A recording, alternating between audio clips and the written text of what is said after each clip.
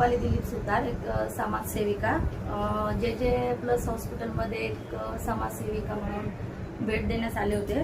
उद्या त्यांचं कॅम्प आणि शिबिर राहील. तरी एक महिला म्हणून महिला निरोगी राहण्यासाठी त्यांच्या हेल्थची आणि स्वतःची त्यांची काळजी घेणे खूप काळाची गरज आहे. त्या संदर्भात उद्या एक छोटासा कॅम्प होईल.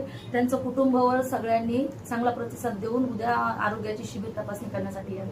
धन्यवाद. मी सौ अरुणाताई साठे, मी जे प्लस हॉस्पिटल आहे या ठिकाणी आले होते.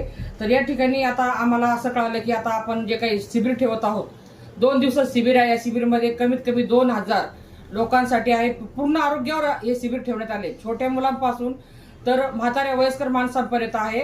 आणि आम्ही इथं येणार आहोत. तुम्ही पण या, तुमच्या आजूबाजूच्या परिसरात सर्व लोकांना सांगा, कारण की आरोग्य हेच आपलं जीवन आहे आणि आरोग्य सांभाळ ही आपली जीवनाची व्यवस्था आहे. तरी पण तुम्ही सर्वजण या मीटिंग मध्ये यावे ही माझी तुम्हाला मनापासून इच्छा आहे. माझी मी नीता शेळके, समाजसेविका.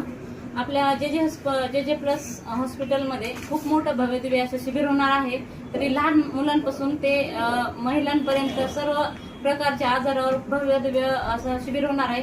तर माझं मत आहे की सगळ्यांनी शिबिरासाठी उपस्थित राहावे आणि सहकार्य करावे.